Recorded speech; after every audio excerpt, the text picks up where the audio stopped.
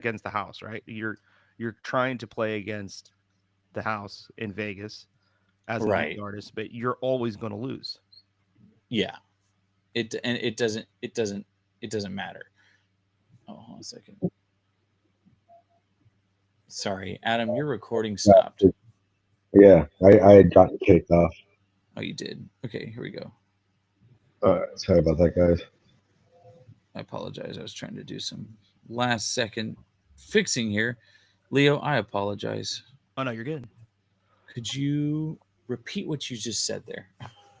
I don't remember what I just said. The line of thinking was too beautiful in that one moment.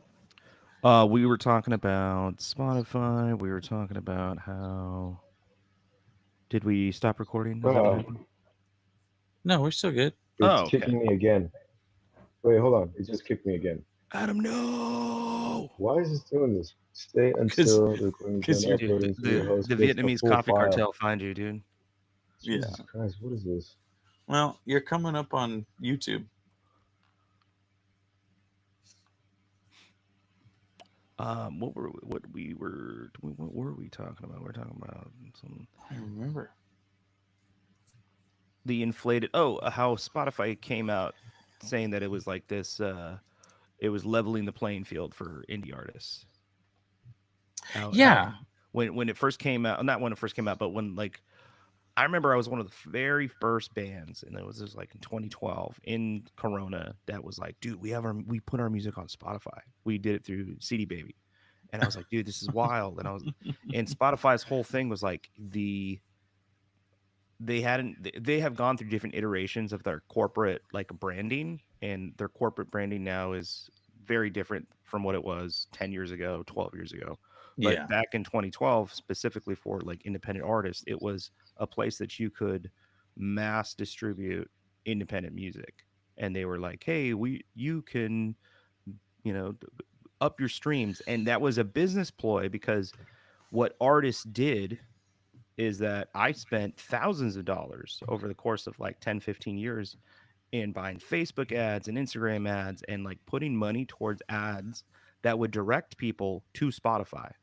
So what Yeah. I was doing is I was paying money, and this is compound that by thousands of musicians, hundreds of thousands of musicians across the world to send people to Spotify. So independent artists were the biggest mouthpiece of advertisement for Spotify, and they were putting advertising dollars to be like, go listen to my new song on Spotify, check out my new song on Spotify, follow us on Spotify.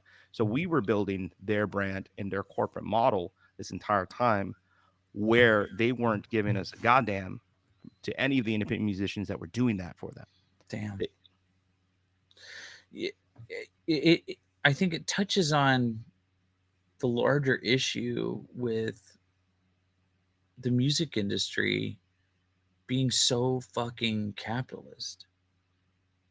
I I would say with certainty that the entertainment industry, specifically the music industry, is the most purely capitalist system on the planet, right? What regulation does there exist to protect artists outside of publishing and copyright? and It's those were created like almost retroactively after like yeah. years and years of Well, people getting fucked over. and they were created in a sense that they were sequestered from the other side of it, right? You can work around it. People work around that shit all the time. And that's what's going on with like Spotify is the reason they're going with these production music companies, which I have no problem with production music in and of itself, right? At I all. I know wonderful people who work for production music companies who own and operate production music. This is their bread and butter. I get it, right? You do what you got to do as a working musician to do it. One of the people I want to interview, his name is Tom Geyer. He's a former boss of mine, but I mean, he's worked with John Williams on movies. He's worked with Hans Zimmer multiple times. He's made his money. He's made a lot of money off of one one track. It's It's called Low Hit Big Boom or something, and it's just right, and it's in every horror movie trailer. It's in a ton of action. They use it all the time, and that's how they make their money. They record a bunch of albums in a year, and then during the holiday season, they take a bunch of flash drives and they go. I've done this with them. They go to ABC and they say, "Hey, this is what we got coming out.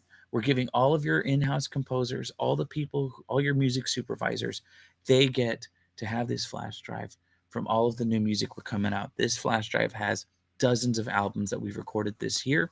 And ABC goes, there's like an exec at this party, and he's like, we'll re-up for another year. And they pay them a buttload of money.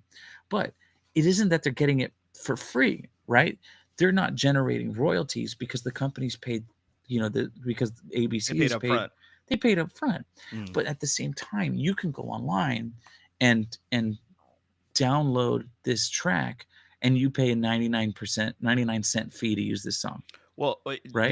there's also the implication of like the relationship aspect, right? Like Sure. that corporate tie, not corporate tie, but like Yeah. that business tie that they had that's long standing with this certain publishing house or this certain production house, right? Right. Like not the person that's selling those same sounds or similar sounds online for 99 cents is not getting invited to the corporate exec party at ABC at the end of the year so that they can Right. fulfill S- their yeah, quota so of sounds. so you make a lot of money on the corporate end of it, and they have two people at the company. The name of the company is called Brand X, and I only mention them because they're not doing anything unethical.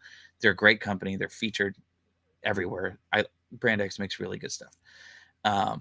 But like, they on their website, you can be a student and you can be purchased using their music for a short film, and they have an option for students. Like, hey, you pay a much lower rate, That's but awesome. when you pay 99 cents, that 99 cents is actually the fee to process the sync royalty, right? You're paying that fee to synchronize this music to it. And so that's what they do. They still make their money off of sync royalties.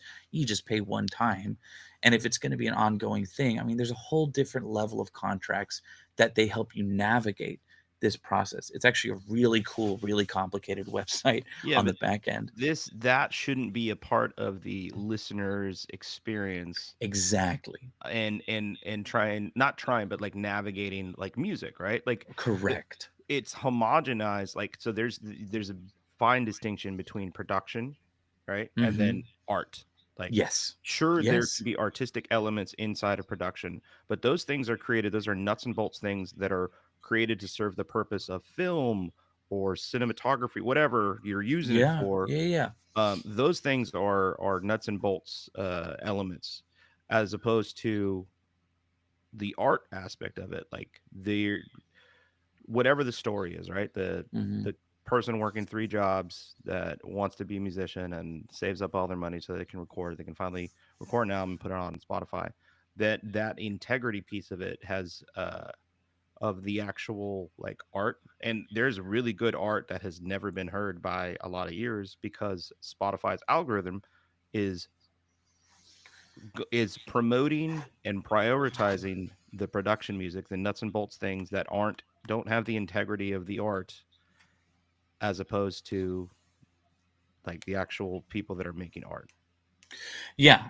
You hit the nail on the head, dude. Like, you when you pay $10 a month to Spotify, you want that money, right? Ideally, to go to the artist that you're listening to, regardless of your intent.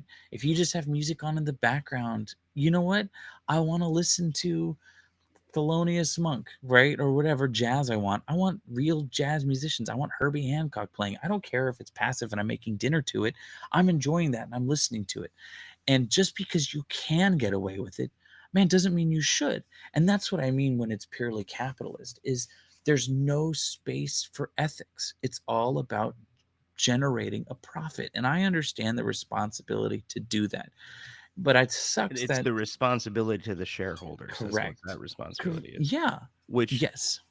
again back to the and we're gonna hit this one home because we mentioned it in multiple podcasts over the last in 2024 throughout the entire season. We mentioned the stark problems that we are now facing due to late stage capitalism. When you follow these paths as far as they can go, Mhm. into an algorithm that continuously eats itself, into um, having to constantly up your revenue and constantly use more and produce more until there is nothing left, you end up in these scenarios where you are intentionally or unintentionally, I think in this case it's intentional, disenfranchising the very folks that your platform was predicated and created through and by. You're Yeah. using, you originally used the product.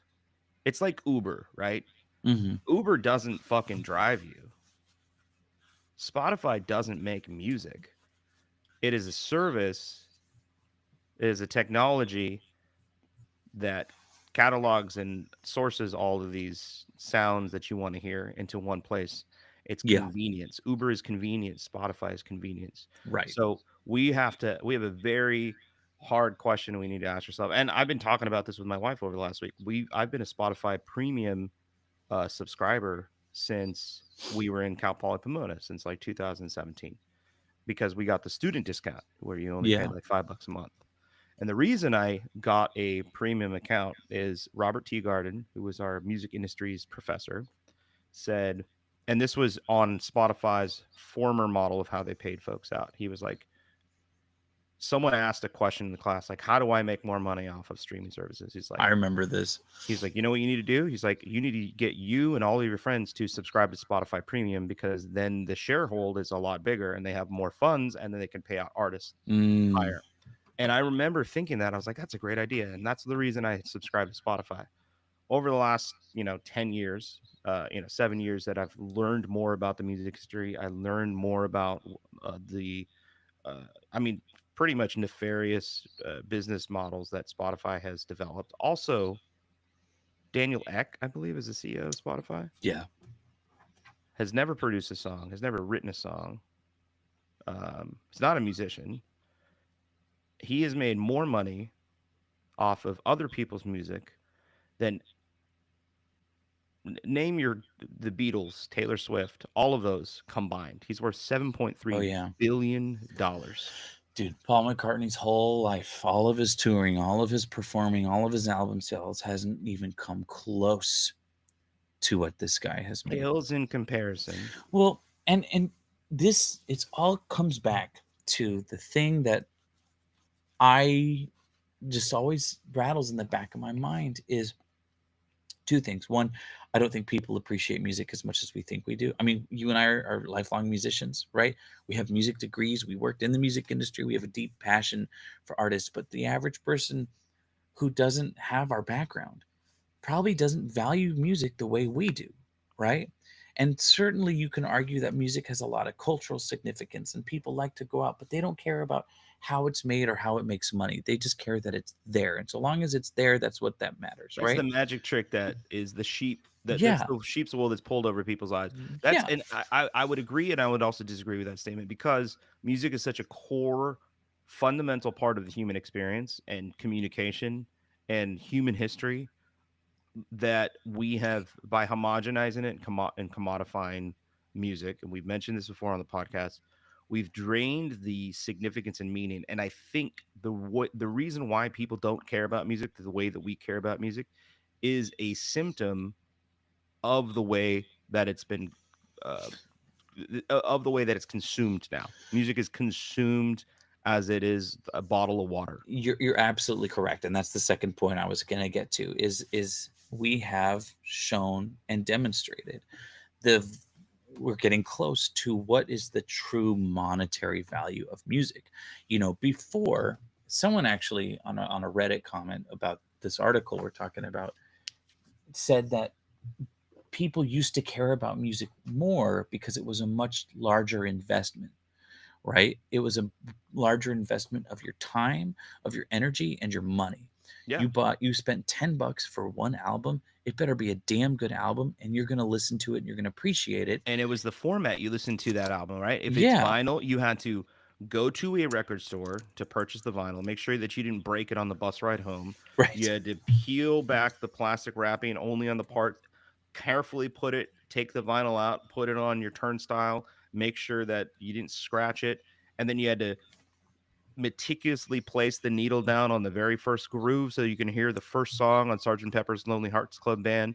Yeah. And you had to listen to that album from start to finish. You had to flip over from the A side to the B side. It was a process. You were like, Yeah. it was a ritualistic, it was a religious, and And we've and drained that. yeah, and you know, the price didn't go down when we went to cassettes and we went to CDs. It didn't go down. And this is where, like, call it what's the term when it's two conflicting ideas? A paradox of being a musician, right? You want more music in the world. You want more musicians. You want music to be more accessible. But at the same time, you want to make money and you're living off of music. But it's the smorgasbord effect. Smorgasbord effect. Are you familiar with Mary Spender? Mm-mm. She's a British musician. Spender, I hardly know her. She sorry. She's a really talented songwriter. She's like a protege of Rick Beato, which, yeah, we can talk about Rick Beato another day. You can do a whole episode on him. We could do a whole series on him. But she brought this up. I'll get her on the show one time or something, but who knows?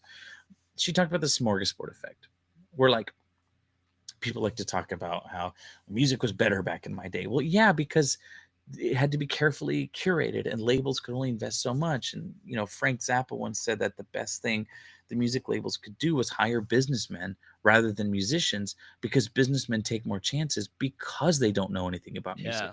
It was an interview. He said the reason why the 60s and 70s had such radically wild new music, like Frank Zappa and the Mothers of Invention, was because they were old cigar chomping businessmen from the 40s and 50s that said, I don't know what the kids want, let them whatever. And they would throw money at it. He said that the worst thing that happened in the music industry was when the cool 20-year-old like hipster dude that knew about people's tastes took over what got bankrolled. And then the quality, because you take the mindset of, like, that's true, laissez-faire, like, whatever, throw everything at a wall, see what sticks. Yeah. As opposed to this, the corporate model and, like, the jargon and all that bullshit that comes with it. Yeah. Yeah. And that's how the labels run. What was it? The oligopoly as Sony, Universal, and Warner own about 70%. They control about 70% of the music industry as a whole between the three of them. And when I worked at Warner, so few of the people working there were musicians. Yeah. And, you know, Warner Music Group itself is owned by a Russian billionaire who's, you know, Len Blavatnik, whatever. The dude's worth like $34 billion. Anyway, we're at this point where the technology is there, where if we've demonstrated on this show, like with episode with RJ, that, dude, you can make music from your freaking phone and release it from your freaking phone all in a day. If you have even the slightest idea on how to put a song together, you can do it, right? And that's where Spotify is right now, taking advantage of that. Create the most milquetoast, inoffensive stuff and release it so that we can put dollars back in our own pocket, because fuck the working musician. And apart from the, like, financial implications, right? Because they're inflating their own streams, right? And they're using their ghostwriters through their PFC, what was their perfect fit playlist or whatever, placement or something. Placement. They're not only are they these songs getting millions and millions of streams, they're changing. There's a paradigm shift of music creation, specifically now in the newer, younger generation. You know it because you're on TikTok, you're on music TikTok, and you've seen it. And I see a lot of musicians who have never played a show, who have never gone out and gigged. Adam, we missed you. Adam, we're talking about how Spotify has changed the way that people perceive music and even the way that people are producing and creating music. That's the point that I was trying to get to. I don't think you can hear us yet. Oh, well, basically, what I'm trying to say is that because Spotify is the biggest streaming platform in the world uh, by pure market share and volume, uh, their business model is influencing the way in which people are actually creating music in the first, like from Yeah. different than what was happening 10, 15 years ago, Yeah. because it maybe subconsciously incentivizes musicians now to prioritize gaming the algorithm or creating something that Spotify's algorithm will like. And that is like a subversive thing that gets inside of the psyche of the Yeah. creative process and Yeah. changes the actual integrity of the songwriting process, in my opinion. No, you're right. You're right. And it goes hand in hand with what the labels are trying to do. Liz Pelly notes in an article that the big three, when Spotify first started and hit the map, they owned 17% of their shares, which is that's a decent amount of shares in this company that's come through. So they've always been in the pocket of the big labels. And that's an incentive for Spotify to boost the artists that are on those three labels. And I think Spotify is probably the worst offender of the main streaming services. I don't know how deep Apple Music is into this. I don't know how deep Amazon Music is into this. I'm sure there's some level I involved. mean, it's Apple and it's Amazon. You're right. Well, but here's the thing, though, right? Because Apple and Amazon, it seems like Spotify did this out of necessity because their sole purpose is music streaming. But Apple is making a buttload of money in the other places. Oh, Kurt cut out. I don't know. Uh-oh. Apple's making money in a Well, lot doesn't of it other say- places. Oh, go Doesn't it ahead. say in the article too that, I mean, Spotify is a music company, right? But it's really a tech company.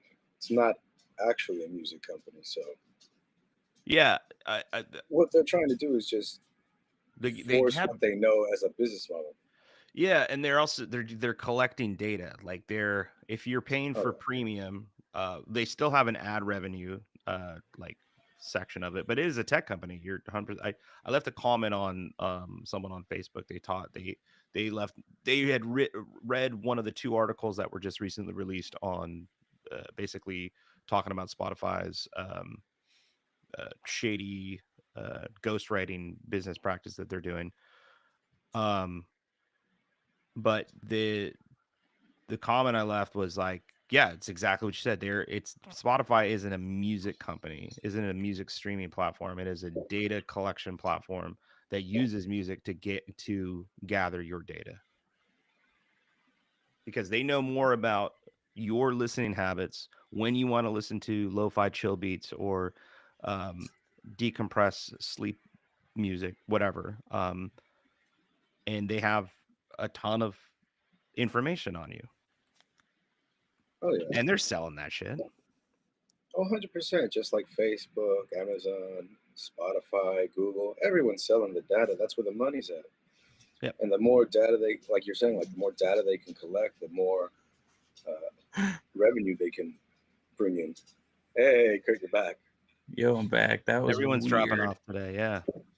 That was weird. You started talking bad about Amazon and Daddy Bezos turned off your internet. It looked like my laptop died. Oh, do you have an Apple? Yeah. Well, you're talking shit on Apple. That's what happened. I'm at 22%. Some Okay. little 9-year-old in China that's been working in a labor camp for the last 14 hours just turned off your computer remotely because you talked bad about the party. That's crazy. But you guys didn't lose a connection, though, did you? I did not. No, we've been going. Okay. Odd. That's really weird that happened. Adam brought up that Spotify is a data collection tech company because they know your listening habits, and they're probably more than likely selling your personal data. That's right. You read that article too, didn't you, Adam? Yeah, I actually read it right when Leo had posted it up, and Actually, I talked about it with my girlfriend, and she thought, "Oh, well, yeah, that's a great idea." And I was like, "No, you don't understand. Like, this takes away the artistry from the artist. This takes away all of that. This isn't something good. Like, at some point, Taylor Swift won't be able to make money, because why would she? If I could just throw all of her stuff into a AI generator, and then Spotify just goes, you know what? Make 1,000 songs of what she makes. You're Make right. 10,000 songs. You're right. And the fact that pop music is so formulaic in and of itself. Well, that's why old girls got a tour for fucking 320 days a year to, you know, make money, because she ain't making money on record sales. No, she's Right? well. I mean, Taylor That's Swift true. she's a billionaire. She's making a buttload of money. We come to this part of the argument where we have to look at the ethics behind it, right? What do we do to preserve the integrity of the art as musicians? Here's my jujitsu back to you. How is this any different than the gatekeeping model of the record industry? It's not. Instead of a record executive or the glass ceiling of trying to get a record deal or to get your song on the radio, now it's an algorithm. Now it's editors that are prioritizing shit music from a production house in fucking Sweden that's run by like two dudes. Yeah. That is the glass ceiling that you have to break. It's the same ethics dilemma, right? It's just it's yeah. a different master, right? And how do you prevent, let's say we do come up with a solution, like Brian Royda, who we interviewed on the show, right? He released an app for functional music called Spindles. Shout out to Spindles. But it's functional music, right? I don't mean to say, oh, but it's functional music, but it's like, it's for background, it's for concentrating, it's for meditating, right? It's not necessarily the purpose. You can certainly use it for casual listening, but that's not entirely what the strength of Spindles is. So how do you create a streaming service that is ethical to the artist and profitable? You know, someone in my comments mentioned Tidal, but Tidal's Jay-Z, Beyonce, and Kanye West, right? And say what you want about Jay-Z and his artistry. He's a very whatever. He's earned the right to do whatever the hell he wants, right? He's a terrific rapper, but he is at this point a businessman. The dude is a billionaire, right? And they ran into some trouble when they first launched Tidal. With it was Lemonade, and what was Kanye's Life of Pablo? That was yeah. Do you remember? Album. Do you remember what happened when they launched with that? Yeah, they inflate their numbers. They spam their numbers. Yeah. It was an impossible amount of streams, and it's like, cool, right off the gate you're showing you're not an ethical streaming service. Mm-hmm. And sure, they currently have the highest rate of royalty payouts, but they're small. But who uses Tidal? Yeah, I don't use Tidal. It back to Teagarden's whole point of like, I don't think so.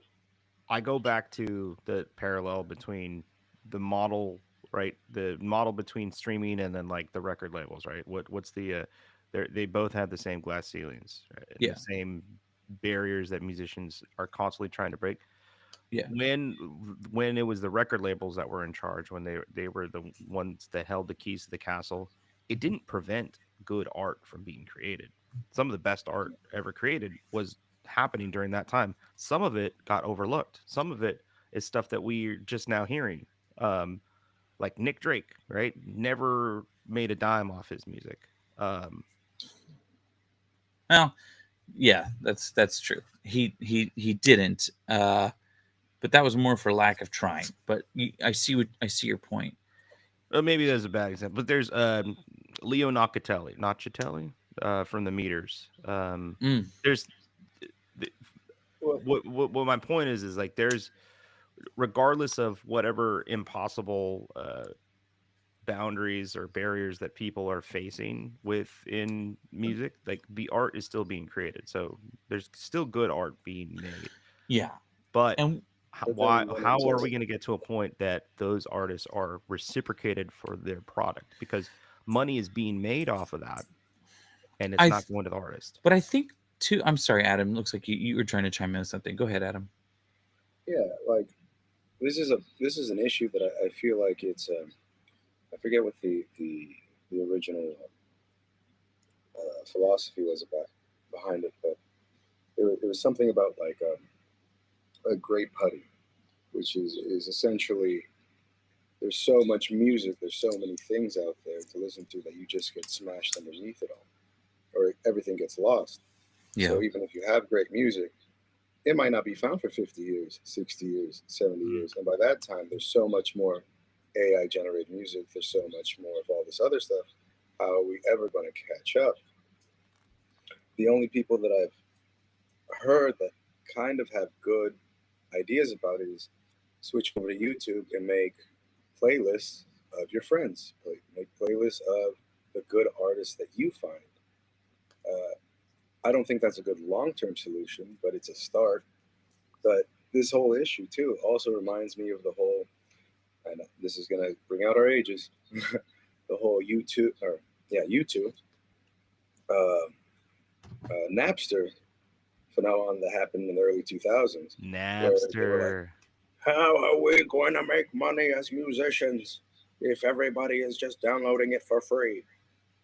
And it's come to the point of, well, how are you even going to be an artist if nobody's listening to your music? Do you write for fun? Do you write for what? Well, And here's the question I would throw to you, Adam, on your point exactly. How much money do you expect to make off your music? Do you know what I zero. mean? We need to manage our expectations. Can you buy a house with royalties? Well, maybe not. Maybe that's not going to be something feasible. We're I don't think anyone's going to be a millionaire from their music as often as they used to be. The labels will bankroll certain people, but remember they're bankrolling the person up there performing the song, not necessarily the person who wrote the song. So if you're going to be a songwriter and performer, I think we need to curb our own expectations of how profitable our music could be. I mean, our Well, it generation's been comes down doing to that, this: man. You're Like we've been right, but when I musicians see and artists that we're no longer online artists. We can't be anymore. What right, we have to do is we have to go back to our old ways, which is you can't make money unless you perform, unless you're out correct, there going correct. show to show to show. I It's a mean, when I was job. 18, 19, 20, I was doing 3 shows a night, Friday, Saturday, Sunday, Yeah, you know, and I it's was just making $50 to $150 a show, right, right. but it wasn't sustainable. It's like when I see this argument, I still see it crop up, and that's why I bring this up. Where people are like, they need to pay $1 per stream. Are you insane? $1 It's per not. stream? That's not feasible in even an equitable market. That doesn't make any damn sense. You that's can't do that. gnarly. So that's what I mean. Like Everyone we would need be to paying curb our $1,000 expectations. for Spotify, for Yeah, stream. yeah. How Spotify? I mean, these streaming companies. Maybe we're done using Spotify, but whatever company is streaming music, they have to be able to generate a profit. I don't believe in getting rid of a capitalist side of it completely, right? You got to make money because that's how you incentivize the creation of art. There's two big answers behind that. And I agree with Adam. Back to the old ways of how music used to be made. I do too. There needs to be more community, because in that, when you were playing those shows and you were going out, you were building a community. That's the thing that I miss the most about the times I used to like gig all the time, is that you made friends with the artist or the producer or the DJ or the band 2 towns over, and then you built this collective of individuals. That is what we need to return to. That's the Yeah. first thing, is solidarity. And in that, you can, I mean, like, you could take that to the next logical step, would be some sort of like unionization. Like, there's power in numbers and power in people. You can get, and in those folks, you could be like, hey, you know what? We're gonna fucking cancel Spotify. We're gonna stopify Spotify. The other arm of that. And I think the other logical thing to do is to contact your representative and to start lobbying. And we need legislation to put the predatory models that are been running rampant in the music industry, in the streaming industry. They need to be fucking dog leashed, man, because Correct. it's destroying, it's homogenizing, and it's destroying an art form that is purely like, and I'm just speaking to it for our American listeners now. Like, there's so many unique musical languages that have developed out of this country. The streaming model has homogenized all of them, and it's destroying the ability of folks to and we're not talking about like the rock star, like that American dream. Like Gone. Yeah. we're not we're it's not foreign to us. Like we're not of the generation that's common where you buy your own house, or like the American dream for millennials is non-existent. It doesn't. Same We with just the want to music pay our industry too. we want to pay our bills. Yeah, I want to be able to not go broke when I go to the hospital. Correct. Yeah. Dude, and again, Yeah. it ties. It's all a big web of nonsense where it all ties to healthcare. It all ties to housing costs. It all ties to paying your damn taxes. How musicians who are full-time musicians, how do you pay your taxes? How do you file your taxes? It's so complicated. None of this shit exists in a vacuum, too, right? Like No. I'm sure that Spotify has shareholders that are in real estate or in like shit that you would never fucking like even think of. Like they have shareholders probably in like Lockheed Martin. I don't know, but I'm just Well, speculating. like Adam mentioned, it's about collecting data. So yeah, So there, thank you, Adam. all of that Yeah. shit is interwoven. So like all of those, like we bring up healthcare and we bring up like the welfare of the actual musicians, but like that's not far-fetched because it all ties back to like access, equitable access to the things that any other working standard, like most of the like working class of America wants, and the musician class that which is part of the blue collar working class uh, of America wants that as well. But they have been all of us, right? Very small fraction of the folks that claim like are musicians are not relying 100% off of their music to pay their bills and live their lives. All of us on this call have taken on 2-3 other jobs to fucking, pay for whatever, like just living, just existing in this hellhole. Yeah. Yeah. I And mean, as hard as it was before when we were younger, it's a million times harder now. Like, how can I get a 3 million streams, a million streams just to be able to pay my rent 1 month? you can't. It's But impossible. like It's you infeasible. said, that's like you mentioned, that's relying on Well- streams. You know, this just came to my mind, and it mentions this in the article that there are certain songs that they just change the title, change the artist name. It's the exact same song. They put it up. Is that what we're gonna do now? Can I take one of my songs, put it under 500 different artist names, 500 different titles, and then just put them all up on Spotify and just go, here you go. I'm gonna flood the market myself. You can't. No, it's impossible. No, it's illegal. As much as I would love to do it, It's illegal. well, Spotify is doing it. It mentions it in the article. Well, Spotify is doing it, but it's from what I understand. There we go. No, the reason they're getting around it is because there's no royalties being generated. So It's then the- I could do the same thing. I'll do Right. a non-royalty one. Okay, but Non-royalty why song. would? But see, Uh-huh. but then you're kneecapping yourself, and you're kneecapping the argument we're making. There Sure, are publishing houses and Do it. there's a couple publishing houses out there. One of so you'll sign over an agreement for publishing rights to their song, and they'll release your song under a compilation on Spotify. One of I had a Castle Pine song that happened to. We generate like a fraction of the royalties that they get off of those like streams, but they're putting all. But anyway, I think is that what you're talking about? Like things being released not by the artist, but under like a. no, it's like the same artists. They're just releasing the same song under a different title. But like, does this song this prompts some digging actually, Adam? That I'd be interested in seeing the answer to this. How exactly are they getting around it? Because is it a different ISRC code? Is it a different ISWC code? Because that song's going to have the same melody and the same title. Now, at the same So who's time, gonna sue them? the artist name, They're not gonna sue themselves. right? But the artist name is different too. But when you look at these songs, are they registered under BMI or ASCAP or STIM? I think it's STIM, which is the Swedish royalty collecting company. But if they're under STIM, you know, is it the same songwriter for every iteration? Right. This is what you need to dig into, because if it's different, then they are in violation of copyright law. Maybe. What we have to do is we have to go back to the 1950s. We have to go back to the days where people were recording on vinyl. Now, in order to record on vinyl back in those days, the artist had to play the song over and over for every vinyl record.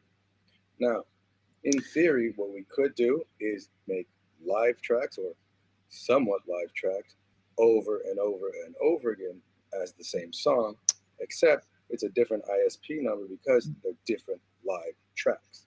I thought that they Which recorded. in that case, you could copyright those because No, they but are individual live sessions.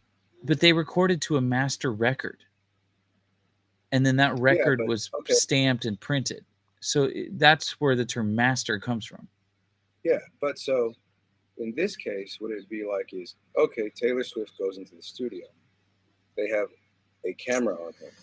It They then take, there's a master, yes, of the recorded session, sure, but there is no master of the video recorded session. That but is a Adam, different sound. what you're forgetting is the intellectual property aspect, right? You're talking about the recording itself, but they're not changing the melody or the lyrics. That is what is coming under for the plagiarism claim. That's what needs to be the digging Well, into it. so how about this? The IS, all the codes that come along with the song. So if I relieve a track, that's going to have one code, correct? Yes. If I come out with a video of that track of me performing live, that is a different code. Of the recording itself, yes, but the melody and the lyrics are inherent to that song, no matter when, how, or why it was recorded, right? If you're changing the melody, it's a different song. What we're talking about is these are the same melodies and lyrics that are being released under different titles under different artists. Well, what I'm saying is that you would release it under the same artist, same title, except you put live at 3:45 p.m. December 24th, blah blah blah. Live December 24th at 4 p.m. Da da da da. Live at, and you're just basically pushing every single version of it because it's technically just a tiny bit different and just a tiny bit. But that's not what they're doing. They're changing the titles to the songs. Oh yeah. So I'm not saying that they're doing it. I'm saying this is the way for us to fight back against it, if that makes sense. So flood the market is the only thing I could think of to be able to do something, to be able to fight back against it. It's not necessarily, I have to do the exact same thing. I just have to break their code. Do you I really understand what their algorithm is? You think do I think it would work? Not for me. I am not popular enough for it. But you think the fire with like Taylor Swift, big artists, yeah, that would be. Yeah, but see, here's the problem though. When you start leaning on big artists to do it, then you're just feeding the pockets of the labels, you're just putting money back into Spotify's pocket through the labels, because they it doesn't go anywhere. I think Leo's right and Teagarden's right. The best way to do it is through legislation, right? How do you police that? They're in Sweden, right? What are Sweden's copyright laws and how does it translate over? Why is it allowed that you can take the exact same recording and re-release it with a different song title under a different artist, and it doesn't cause a problem? Why is that allowed? Maybe I gotta move to Sweden, boys. Move to Spain, Figure it baby. out. This feeds. But I see Dude. what you're seeing. I see what you're saying. But yeah, you're also right in that it wouldn't work. Not for me, but maybe it would work for a medium-sized artist that has a nice following. It's like my mom always said: the squeaky wheel gets the oil, or the squeaky wheel gets the grease. Hmm, We that's just kinky. need someone big enough to put that out there. So you're saying someone who's got a decent following who is also not signed to one of the big three or their subsidiaries? Yeah. Okay, so here's what happens, right? I'm not trying to be a dick, but here's what happens. The label's No, like, I hey, want to hear. this what guy's goes on. generating a bunch of royalties. He's generating a bunch of money. He's releasing all stuff. Let's sign him, or Spotify can just choose not to put him on their stuff anymore. They'll nip it in the bud. If they see something like that and they see someone else is gaming the system that they themselves are gaming, dude, capitalism. They'll get rid of Look what you. happened to Wolfpack. Do you guys remember we've talked about Wolfpack before on this podcast? Oh, Early on in Spotify, they created a silent album that was like 15-second songs, triggered the algorithm, and they told all of their fans on social media to listen to their album while they went to bed because it was a silent album. Just put it on repeat. And they made a shit ton of money. I think they made like, I don't know. They made a lot of money off it, and it funded their career.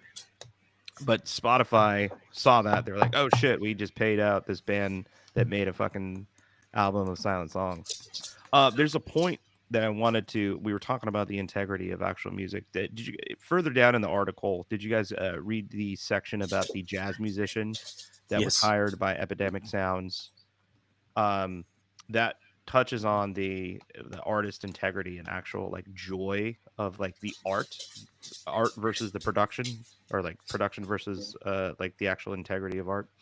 So in this interaction in this article, The Ghosts in the Machine, the author talks to a jazz musician in Brooklyn, I believe, and the jazz musician is a accomplished jazz musician, can read, write, play, gig.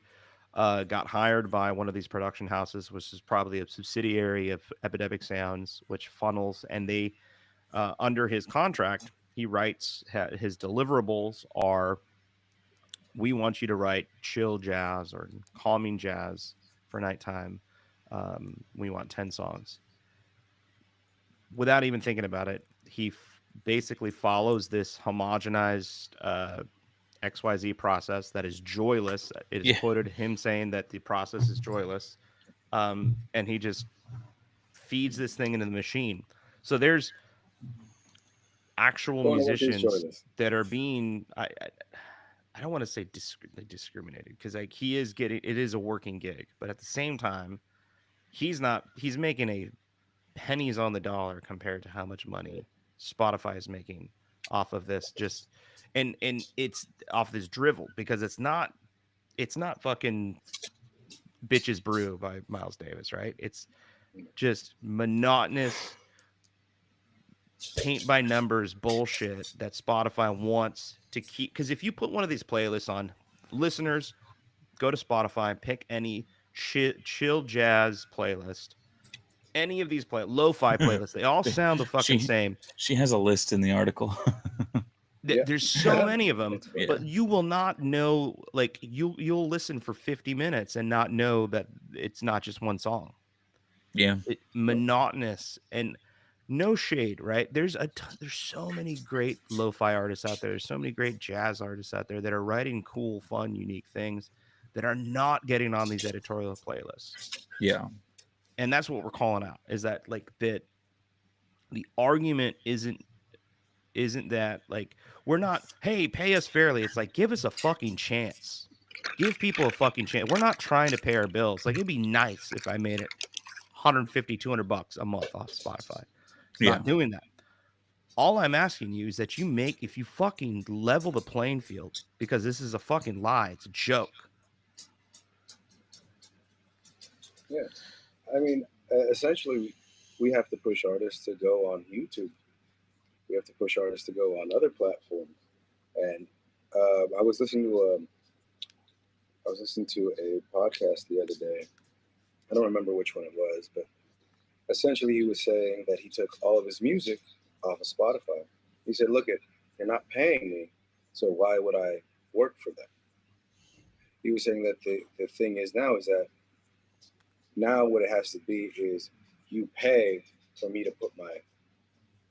So maybe Spotify should pay a single amount for X, Y, and Z songs, $10, $20, whatever the amount is. I don't know, but You got to be it an would be unsigned artist with some level of clout to pull that off, though. Yeah, they're not going to yeah. approach you And I'm if not you're just saying, making a fucking album. oh yeah, Um, and I'm not saying that it's going to work immediately. It would definitely take years, if not decades, for that to be accomplished. It would. what's the You know, the profit incentive for them though? Like they're building their catalog off of like, we just paid you $10 for this album that no one's heard of, that no one's going to listen to. same thing as the record labels, right? 90% of them, 90% of the artists don't make any cash off of it. They get a loan from the record label, and then the main artists are the ones who pay that with their profits. Are you talking the songwriters versus the performers? I'm talking about like when a record label has 150 artists, maybe 5 are producers. Like they produce money. well, yeah, exactly. 5 of them are going to make all the money, and then the other 145 are not really producing like they need to. The numbers that the labels want. It's the business. That gets to the argument too, though, that like quantity over quality, because those that are the top producers aren't necessarily the best artist or the best musicians. Well, true. that's why like record labels will have like sub labels, like Warner Music has Atlantic or Rhino, you know, Interscope. Interscope. Island. What's the one in Portland? Sub Pop. Sub Pop's owned by Warner Music. You know, like they serve a purpose, they serve a community, and you know it's not. I don't want to say it's not all profit driven, but like a lot of it is for the love of the music too. But Warner Chappell Music is their pop music arm, and that's the moneymaker, right? That's Beyonce was signed to them for a while. Lizzo, like Red Hot Chili Peppers were part of Warner Chappell for a long time. I mean, that's how they make the money. And so with the artists at Warner Chappell, they're looking at the top earners and the hot newcomers, right? But then the sub labels, they're the ones who sign the smaller artists. And it isn't that they're not profitable. It's just within the label, they sequester it to different branches. And man, you should see the agreements that the songwriters sign, you know, to I mean, they sign their lives away. I mean, they get a decent amount of money to write music, but like then we go into this conversation that I think the three of us have had multiple times where it's like, you know, are you really selling out if you're writing music for a record label, or are you just making the living off of your musical skill? You know, that's kind of the internal dialogue you got to have with yourself. And when it comes to streaming, marketing yourself and putting this music out there is like, let's say you don't want to, or you can't ride the label train and work for the label and make money, which I personally don't hold anyone in contempt who's working with a label, who is signed to a label. Man, I get it. You're a musician. You got to make your money. That being said, I still wish labels would operate more ethically. But when it comes to like streaming and showing and putting this music out there for the consumer, I mean, labels have to work through their own in-house distribution companies. I think with Sony, it's Red. With Universal, it's Ingrooves. And I can't remember what Warner's is. I think they got their own in-house thing. But like, that's where these details are ironed out, and then the streaming services and the labels work together at the triangles with the PROs. And it's not Harry Fox isn't a thing anymore. I don't think. I can't remember Harry Cox. I want to say this as I was going on a rant. As a musician, like that, it's tiresome, man. It's fucking exhausting. Yeah. It's so much. Like long gone are the days of just like I just want to like. And that's where I'm at now. And I'm just tired, dude. I'm just tired of this bullshit. Like get back to the basics of what Adam was saying. Like, get back to just creating to create a community, and like odds stacked against you, right? You're not going to be you're not going to be Led Zeppelin. You're not going to be a rock star. But Yeah. like, it robs the world of that great, beautiful song, that contribution to the canon of like great music that's been put out, when we cut ourselves off at the knee with these fucking streaming services. Because like we said, it takes out all of the lifeblood and the life force out of it. And it's like, I just recorded an album back in September with Breezy, and I'm so unenthusiastic about, like, one we got to mix it and master and do all that stuff, but I'm so unenthusiastic about like putting it out. Like, I don't want to do the digital. Like, I want to print 1,000 copies on vinyl.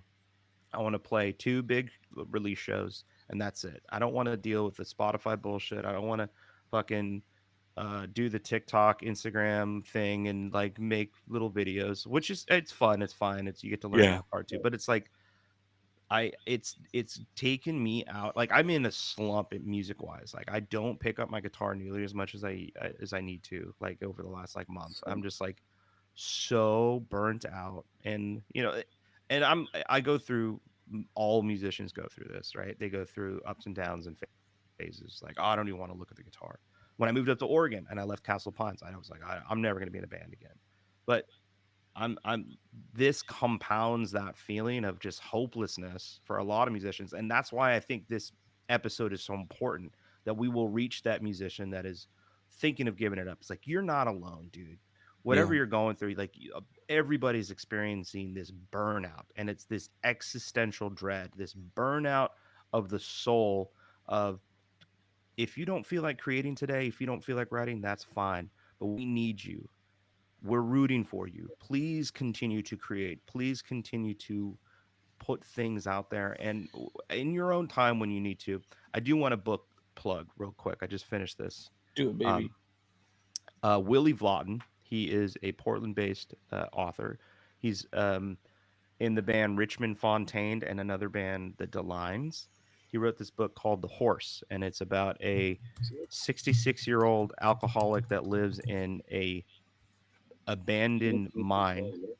Can you see it? The horse. Yeah. A 66-year-old alcoholic that lives in an abandoned mine in Nevada, who was a phenomenal guitarist. He grew up in the 60s and 70s and played in a bunch of like old country acts. Could never get out of the touring circuit from Reno and Las Vegas. Was a prolific songwriter. And when you mentioned Osborne, David Osborne earlier, it made me think of the main character. His name is Al in this book, and it's basically like a tale of what the music industry is. It's like this broken, shattered American dream. This guy wrote amazing songs. He sold them to people that got on the radio, and he ended up just being this homeless alcoholic recluse living in a shack, that all he would pull out his Fender guitar every once in a while and play a song. And it's a very profound book, but it's even more profound because it is written by a musician who, and Willie Vlotton is an incredible author, incredible musician, but like not really well known. And that's what makes the story so much more poignant, that like Yeah. that tie into what I was trying to say earlier. It's like, whoever you, the listener out there, continue to create. The odds are stacked against you. We're rooting for you. The world needs you. There's way more of us than there is of these corporate oligarchs that unassumingly decide your fate. They don't. Yeah. Art does not exist inside of their fucking regiment. Reminds me of that part in Shawshank Redemption when Andy Dufresne locks himself in the warden's office, and he plays Mozart's whatever he plays an opera by Mozart, and they put him in the hole, and they ask Andy Dufresne, like, what did you do when you're in there? He's like, oh, they can't take your mind. They can't take your thoughts from you. They can lock you up in this place, but they can never take that from you. And that's what we're dealing with when we go up against these huge corporate algorithms that are stacked against you, that are draining the lifeblood of all the things that you love. They can never take your thoughts. They can never take your actions away from you. Continue to create. Yeah, it's like our motto. It just has to exist. Mm-hmm. It almost feels like artists now have to do art and music just for the simple love of it, just to basically put it out there. And if it happens where you hit a trend, you're one of the lucky ones. Congratulations. But no, it's not going to happen for everyone, and most likely it's not going to happen for you. But that doesn't mean it's any less important than any other song out there. It might be a bad song, but it might make 100 or 1,000 people feel a certain way and affect them in a certain way, and it almost is going to separate the AI from the artist in general. And so maybe we have to get back to the love of music and start from there and work our way back up, rather than say, oh no, our overlords are here to take all of our crap and not give us anything. Because even when I was younger, I knew I wasn't going to make it as an artist. Just that with all the steps that you have to take in order to get there, and when you find out that most of the artists out there have people in the music industry, they have an uncle, an Nepo aunt, babies, baby. a sister in the artist or in the music industry, and they're going to get pushed, and you're not. You know, at one point I was driving Uber and Lyft just to make a living right after college, and I would work out in LA. So I was picking up people that were performers, people that were musicians, driving them from gig to gig, and they would all tell me the same thing. It's like, oh, I went to Beverly Hills High School. Oh yeah, I know so and so and so and so and so and so. Oh, this is how my music gets put out. And I'm like, oh, so if I don't know so and so, so and so and so and so, like, how do I do it? And they just go, you can't. And there's nothing you can do about it. I think there's a class consciousness that's being developed across a lot of different industries and socioeconomic spheres in this country. The music industry being one of them. These articles are an indictment and a call to arms for a lot of folks, but it is developing a class consciousness of like, oh, it's not it's not us against the other musicians, it's us against them. I think what Adam too, what you're addressing is they just happen to have a well-connected community. And the question for us is sorry, Arthur's waking up. The question for us is, can we have the same thing? And I think, yeah, and I think there's a couple different approaches. SoundCloud, for one, is a platform that already exists, and it's very artist-centric. And I think if we come back around to embracing that more, we can be helpful in shaping the independent artist experience, I suppose. And the other thing too is, one thing Max Allen and I talked about was, the recording fund is small right now, but what they're trying to do is they're trying to provide some equity to artists who cannot or don't want to sign to a big label and basically sell out their artistic integrity in the name of profit, which does happen. So he's not trying to overtake the market, but he just wants to balance the scales a little bit. So if we could support projects and initiatives like, and including the recording fund, I think if we can connect those two as people who support independent music and the authenticity of creativity, I think we can get a pretty good head start. Well, not head start, but we can have a pretty good fighting chance against the greed of the billionaire motivated aspect of the music industry.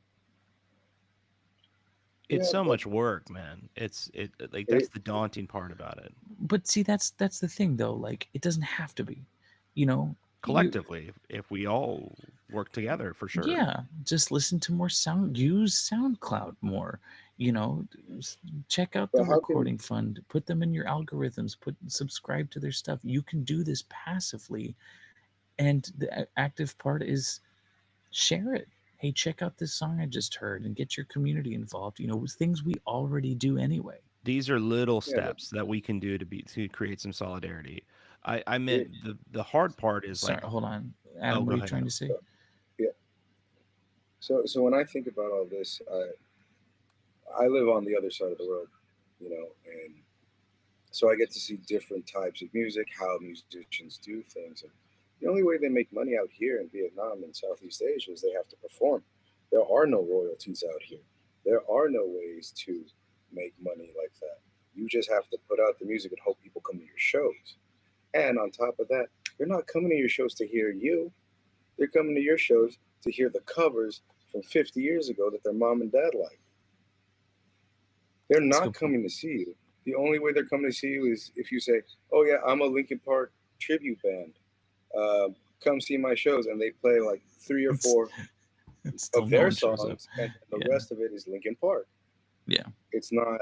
It's the way that they're marketing. Yeah. And how do we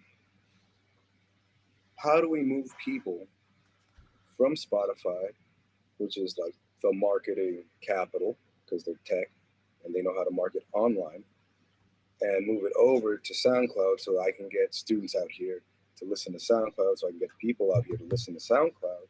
They have no idea what SoundCloud is. It's not translated into Vietnamese. It's not translated into Thai. They don't care about moving to a new platform. Yeah, They just want to it's hear what easier they want to said. hear. It's not going to happen. I mean, the market share is going to remain in Spotify until something else bucks it up. Right. You reminded me of something, Adam. You were mentioning how Vietnam is very similar to the Philippines as far as like Yeah, there's a lot of karaoke, there's a exactly. lot of bars, and people play. Mhm.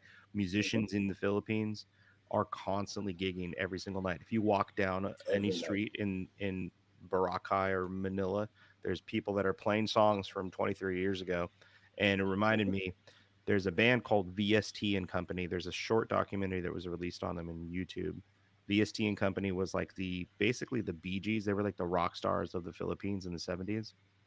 The Mhm. founding members, Spanky Rigor, Roger Rigor, um, they were huge, insanely popular, and they're still extremely popular. If you go out to the Philippines, they play their music like everywhere you go. If you go on a boat ride, if you go to a club, if you go anywhere, they'll play their music. The founding members moved to San Francisco in the late 70s because they were um, during the time of people getting disappeared and martial law in the Oh, Philippines. the Khmer, that's not the Khmer Rouge. Not the camera. It was That's Cambodia. oh my god, Bong Bong is the Yep. president. Marcos. Is it Marcos? President Marcos? I Yeah. think so. Anyway, the founding members of this band, VST and Company, they're amazing music. Um, moved out here, started their whole other life. The founding member of that band, Spanky Rigor, is a baggage handler at San Francisco Airport International. I'll send you guys the documentary. Anyway, long story short, you mentioned that a couple years ago, I connected with a couple local Filipinos and that are part of the Philippine Foundation for Progress in Portland, Oregon, and they put on a community fundraising event every single year in Portland. And they had Roger Rigor, who's the brother of Spanky, the founding member of VST and Company, um, was hosting this fundraiser for, I think it was like helping people get medicine and access to healthcare in the Philippines. Um, he sang a song with Breezy. We learned Awitin Mo. I'll send you guys the YouTube link for it. Uh, Yes, please. but like these guys are like extremely famous and they're just normal, regular folks. And there's a lot of musicians that were wildly popular in the 70s, 60s, 80s. They're just everyday folks, blue collar folks. And that's what we need to remember is like musicians are working class. We're Yeah. dealing with these juggernauts, these oligarchies, these corporate overlords that are the ruling class and trying to punch up. And it's easier done together collectively. Yeah. Yeah. And I don't want to say this. I want to address Adam's point real quick, and I don't want to disparage the people of Vietnam or the South Pacific, but where the change is going to make a difference is going to be here. You know, What yeah, the fuck did you say? they, Just kidding. but like you make a good you demonstrate in Vietnam. It's demonstrated that musicians are working class, and that's how they make their money. You go out, you perform, you do what it's going to do. Over here in the United States, like that's not something that's something that we super take for granted. And if we want to talk about the success of like SoundCloud and the Recording Fund, and we want that to translate internationally, we got to use it more over here. You know what I mean? It's the mindset of the temporarily disgraced billionaire of America. Yeah. I think it was George Carlin that said that. Americans. Yeah, I mean, you're right, Kurt. America is the tastemakers of the world. Like the majority of like pop culture icons like come out of this country. And it's purely because we can bankroll it. Yeah. I didn't mean to be insensitive or anything with that. No. Well, Like, even VST and if so- Company was a knockoff off of the Bee Gees. Like so, like they were trying. It was Philippine disco. It's like But if a record label in the United States tells a Filipino band, "Hey, we'll pay you $5,000 to come write 10 songs instead of 100,000, 200,000 to get into the studio," that Filipino band's going to take it. That Vietnamese band's going to take it. You know, they should. and they should, because to them that's a lot of money. I mean, to me, it's a lot of money. I mean, okay, but how many months of rent is that going to pay for you? 5 For months. me, 5,000 will pay 10 months of my rent. Yeah. $5,000, 10 Yeah. months of my rent. That's 10 and- months of that family not having to suffer or starve. I'm not, Or and I go, don't. Oh I shit! don't- How are we going to pay the bills this month? Oh I don't shit! think anyone's my kid's trying. sick. How am I going to get them? I don't think anyone's shaming musicians for making a living. You know. No, but that's the point that I think we're coming back to, which is we have to remember that being online is a privilege, and it's Yeah. not something to make our money off of. It's You're right. we have to go out and perform. And But you're right, Adam. You're right, and I'm not disputing that. And as we wrap, we need to wrap up. What I'm saying though is, Spotify and streaming, what we've been talking about this whole time, is the online consumption of music, and it is the most insidious and also, until recently, least noticeable way of shortchanging artists. And it's tied to, like you said, data collection. It's tied to the record labels. It's cutting off the federal incentive to produce music through PROs. Yes, in the conversation of how do you make your money as a musician, you're right. Tour, perform, get your name out there, build that community. But when it comes to online marketing and reaching a wider audience, even though it may not be as connected, that's what the larger conversation is. We need to be using the independent platforms. We need to be using SoundCloud. We need to be supporting the Recording Fund. We need to be using Spindles. We need to be supporting 100%. content creators who are making apps which are free to use, by that way. You can subscribe to them and pay and support them, but you can use it for free. That's what we need to be doing. Collective action drops in the bucket, man. We gotta all like that's where the play is like if everybody you just change teeny tiny little habits that you do, and instead of ordering that from Amazon, I'm gonna go to the store and buy it from a mom and pop shop. Yeah. Instead of listening to this on Spotify, I'm gonna go and buy the album off iTunes Store or whatever. And so the three of us, we have a platform right here with this show. And you know what we can do? Share this episode. Let's wrap it up. Let's share it out there. Like it promotes the show, and it promotes the ideas that we've shared on here, for which I am grateful to have the two of you in my life and a part of this project we got going on. So 2025, let's be more ethical and equitable with how we consume music, and support Spindles, Willie Vlotten's book, Horse, The Horse, VST and Company, Catherine Needleman, Liz Pelly, Ghosts in the Machine, Vietnamese cover bands, Vietnamese cover Oh. bands, SoundCloud, the Filipino Recording cover Fund. bands. Yeah, Filipino cover bands. this Some of the any best artists out there. Southeast, South Pacific music, whatever, man. Let's get out of the white mainstream, record label sponsored music and start listening to some indie shit in the indie way possible, and let's share it and share it and share it and share it. Let's just keep doing that, because that's what we can do for us being persistently online. Let's at least be responsible with that. It doesn't cost anything to share someone's music. No, it doesn't. No, it doesn't. It doesn't cost anything to support. Nope. You're already there. And click on the links and listen. God damn. Click on that shit. You might find something you like. Go links. Yeah. Well, anyway, Show I them that appreciate through. you. I appreciate you both. Thank you for making the time to come in and talk about this very important issue, and kicking off 2025 with just one song. I love you. We love you. I love you We too. love you all. We love you so much. We love you, listeners. Yeah, y'all guys. We love you, listeners. This is not NPR. Thank you for listening to just one song. This is ASMR. Just one song. Super, super, super, super, super. Oh, I didn't do my Nosferatu voice. It is a black omen. Have you seen Nosferatu yet? No. Oh, it's so fucking good. Is it good? It's phenomenal. That's not. It's disturbing. Disturbing as fuck. Okay. So Elena and I want to go see it. She wants to see it with me. So Also, everybody go listen to Breezy music. go listen to Breezy. subscribe to my You know what? I take that back. Go buy one of their songs. How about that? Oh, yeah. Sports band. Can we buy your... Subscribe to my OnlyFans. Feet pics. I also put a link to my poetry page in the chat.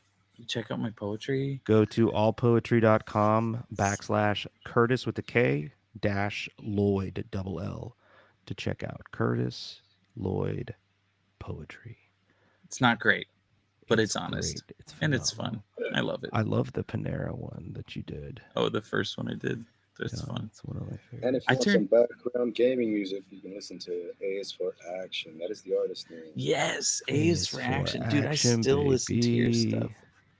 It comes up, I go, ooh, Adam wrote this.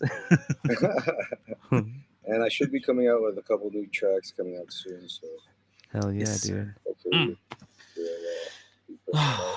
I want to hear those new songs because you're in a different headspace right now. You got that aura. You got that patina, baby. And you're dreaming now. You're dreaming, dog. You're dreaming.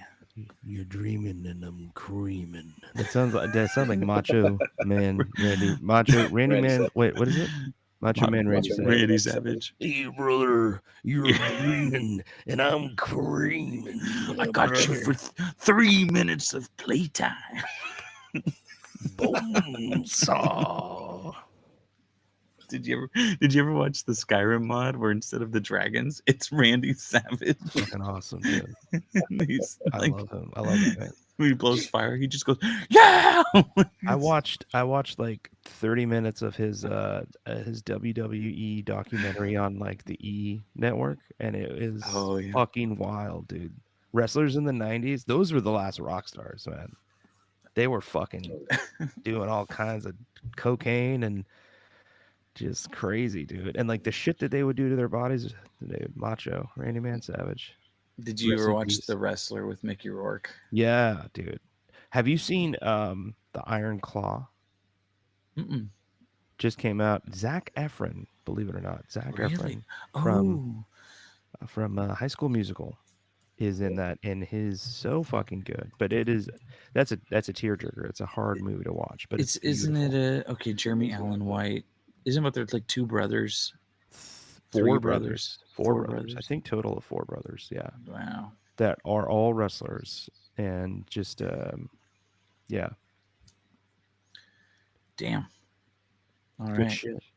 It was recommended to me earlier this year, so I'll And take a you were look. like, "Fuck that! I ain't watching that shit." Zac Efron, he just got filler in his cheeks. No, thank you. Dude, I want to fill his cheeks, bro. That fool's fucking. Wow. It's a good looking We're, man. We're still recording, Leo. I don't care. Man. People want this. This is what people want to hear. They want to hear us bitch and moan about You look the capitalism and corporations and billionaires, and then they want us. You want us to homoerotically talk about filling Zac Efron's cheeks. Didn't he have a dick pic that circulated? And this is horrible. I don't know. Shame porn. What's it called? No, revenge porn. Revenge No, porn. what's it It's when? revenge. Revenge It's- porn. Is that what it's called when they Yeah. leak a little pee pee poo poo? Yeah. Oh my God, have you got this one? So there's been a ton of data leaks. I'm just gonna let you guys know this one. There's been a ton of data leaks that have happened in the last year because of cybersecurity. Oregon Department of Transportation got hit, and a ton of so people are getting a ton of spam calls, those fake like links. People are getting phished, getting their bank accounts fucking. Anyway, I got a leaked email that was like, "We caught you looking at porn and jacking it, and we got a video. Give us $1,000 in Bitcoin, and we won't send this to your mom and your boss." I got that too. I was like, So- send it. I was like, Send send that it. shit. Yeah, send that shit, dude. Do it. It was very well written. They were like, nobody wants to see the vapid stare of the blue screen reflecting in your eyes. I was like, damn, dog, why you gotta hurt me like that? It's just this. Yeah, it's exactly that. Just like just me looking at Zac Efron watching High School Musical. It's clearly like in my glasses. Like, Wait, there's two, right? There's Camp Rock. That was the Jonas Brothers, right? And Mhm. then there was High School High Musical. School Musical. Yeah. And they were two separate but the same. Same. Separate but equal. Separate. Same. Same. Dude, that's when you know you need to leave Vietnam, is when they start covering High School Musical. That's when you officially move to Spain, Adam. Yep. I don't know any. I want to sing a High School Musical song, but I don't know any of them. I don't know either. Yeah, That was not my thing. that was not my thing. Beer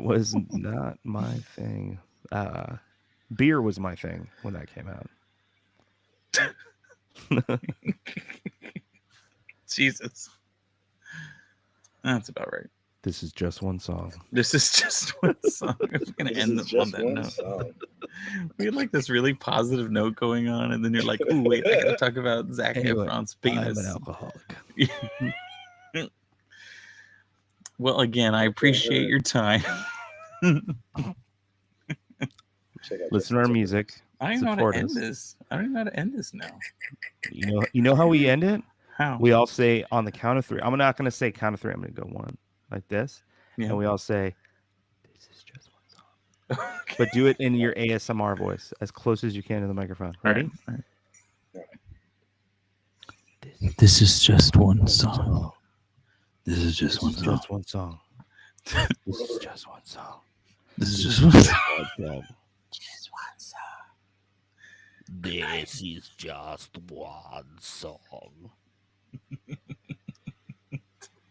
Good night, just one everyone. song. Good night. Good night. Night, Papa. Oh, dude, that was funny.